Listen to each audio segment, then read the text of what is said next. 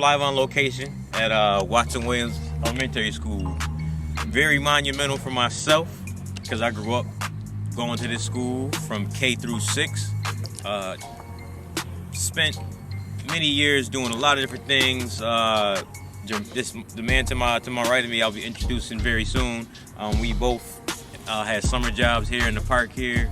I ran up and down this whole strip pretty much my whole life, and it's part of what helped create me and helped motivate me to be who I am today. Yeah, so we're live on location with the award-winning author, Jermicko Thomas. He currently has 3 children's books.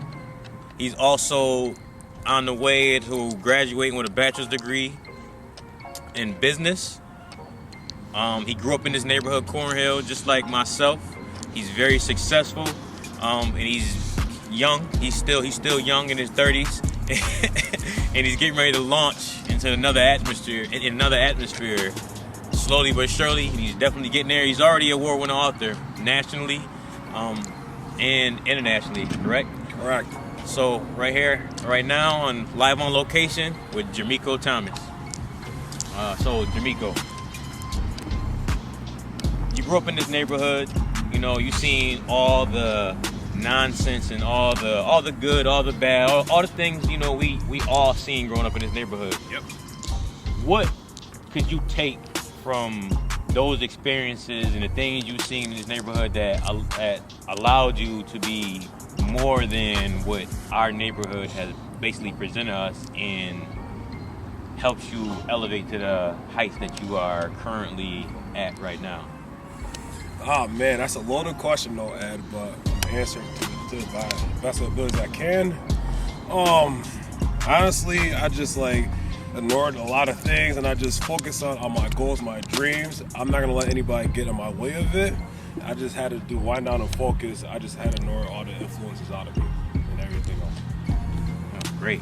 Yeah, so this neighborhood, man, as you know, there's a lot of things, especially in the era we grew up when we were kids. So from that motivation, what could you tell a young Jermicko? Maybe a kid that wants to write books, yep. A kid that wants to grow up and, you know, get a bachelor's degree, a kid that wants to, you know, elevate above this neighborhood and be more than what this neighborhood is. What kind of advice could you give to a kid like that growing up in our neighborhood? That's another good question, but I can tell you is that what I would tell him is that you're gonna have a lot of negative people around you. So, this city stinks, no opportunities. I say that's bullcrap because you got social media, you got technology around you. You can't blame your city for your dreams and your goals. It's up to the individual to want to push it or not. And at the end of the day, you can't make any excuses because you make an excuse, you're not gonna go after your goals. You can't get anything. You got Facebook, you got Twitter, you got Instagram, you got all your social media platforms. You can tag somebody from here to China right now, like that, and you can make things happen. But it's not easy as it sounds, but you got to do your research, which takes time. If you want it that bad, you'll get it. At days cost money, get a job. Like, it doesn't matter what you do. You can be a bagger, you can be anything. You just got to budget it out and figure it out. That's where your connections come in with social media. That's what I'll say. All right. Sounds good, yeah. Man. Definitely. That's one thing that I definitely advocate is social media. Social media is huge. Yeah, big time. You know, most of my business is off of social media. Most of my real estate business is straight off social media. People message me. People are like, "Oh, you the dude from a video I seen." You know, that's like 90% of my business. So he's definitely right with the social media thing. Yeah. So you got 3 books. Yep. You're an award-winning author. Mm-hmm. You're getting ready to graduate with a bachelor's degree. Yep.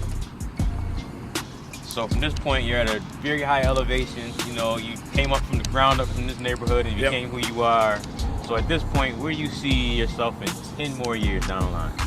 Where do I see myself in 10 years? Having a huge impact on the community, starting here and worldwide. My idol, I'm not gonna say idol, my favorite guy is Jeff Bezos because he has a lot of power and he has a lot of influence. That's where I would try to be with my businesses, with my children's books, with my motivation speaking and everything. Like I said, I'm trying to be like you in terms of speaking and all that stuff. You want to make a powerful impact, which I do, and it's important for the youth to see successful black men like myself and you going at it. Mm-hmm. And it's important why I've been approaching guys like you and some other guys that did interviews with, is I want to show guys like yourself. I want to show more guys like yourself from our neighborhood, because it's like a lot of times I show myself, but I want to show more people like you that are doing things. It's not just me. It's more than me. It's you. It's 10 other guys that are doing things that came from the exact same place. And thanks for coming out. Look, I gotta say something real quick. Keep it rolling. For me, like I said, it's like how did I write books? I didn't know anything about writing books. I took my research. I built my relationships. I got guys from overseas. I got guys from around the state, around Florida. I want to put a book out. The reason why I wrote my books is that because I want to impact kids from this high to this high. As I didn't talk until I was 6 years old, Ed. You know that? I don't think you knew that. No, I didn't know but that. it took me 6 years, and the doctors think that I was a failure. I'm proving them wrong every day. That's why it's important for me to get my degree. And my degree, I wrote my books. I got an app out right now. It's a casino app.